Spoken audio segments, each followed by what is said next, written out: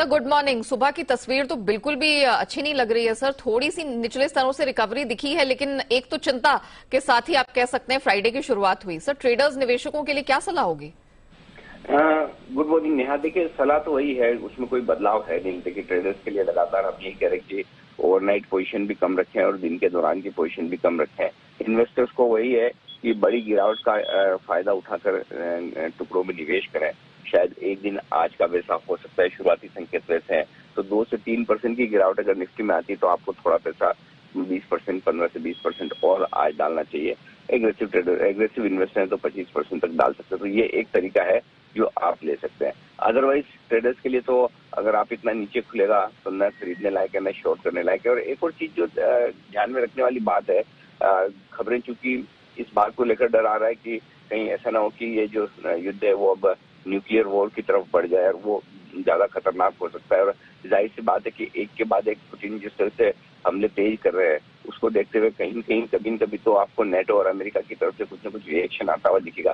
तो शायद ये चिंता है। लेकिन इसमें एक चीज और ध्यान में रखने वाली बात है, कभी भी कुछ भी खबरें दूसरी तरफ की भी आ सकती है। इन सब खबरों के बीच में अगर रशिया या यूक्रेन की तरफ से आ जाए कि नहीं ऐसा न्यूक्लियर वॉर जैसा नहीं है, कहीं कोई हल्का फुल्का हो गया, ऐसा हम कुछ नहीं करने जा रहे, तो मार्केट तुरंत रिकवरी भी हो सकता है। तो ऐसे में आपके लिए दिन की ट्रेडिंग करना बड़ा मुश्किल काम है, क्योंकि बाजार न डेटा पर ट्रेड कर रहा है न टेक्निकल्स पर ट्रेड कर रहा है, कंप्लीटली न्यूज पर ट्रेड कर रहा है। और अगली न्यूज कैसी होगी, कितनी बड़ी होगी, अच्छी होगी या खराब होगी, इसका अंदाजा लगाना ऑलमोस्ट नामुमकिन है। हाँ, जनरली आप कह सकते हैं कि अच्छी खबरों का अभाव है तो खराब खबरें आने की आशंका ज्यादा रहती है। ऐसे में उछाल में आप बिकवाली करके चल सकते हैं, वो एक स्ट्रेटेजी हो सकती है नया। लेकिन मेरे ख्याल से ये कुछ ऐसा समय है, कुछ ऐसे दिन है जहाँ पर आप शांत बैठे आराम से देखें क्या हो रहा है क्या नहीं हो रहा है। कुछ भी करने में आपके लिए लॉसेस लगने की संभावनाएं ज्यादा है, तो ज्यादा बेहतर है कि स्टे अवे।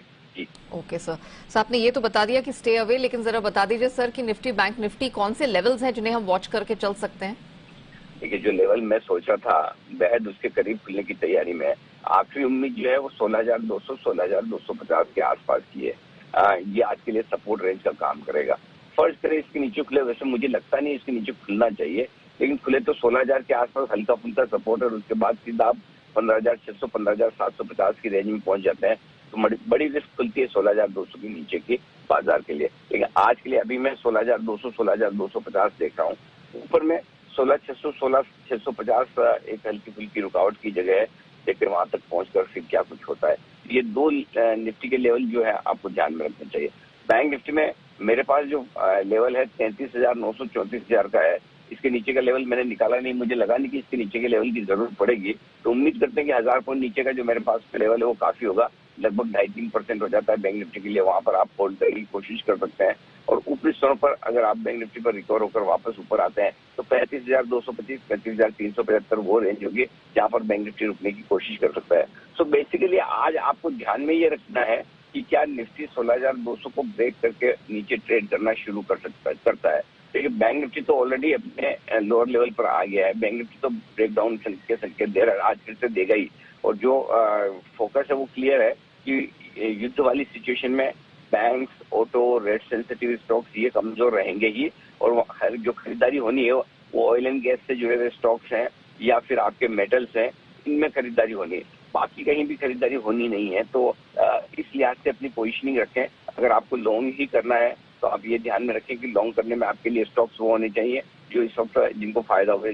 फॉर एग्जाम्पल, आप कमोडिटीज ट्रेड करती हैं, लगभग कई सारी कमोडिटीज ऐसे जो 10, 12, 15 साल के हाईज पर चल रही है, तो कमोडिटी स्टॉक्स कम गिरेंगे या फिर बढ़ना होगा तो ये पहले बढ़ेंगे।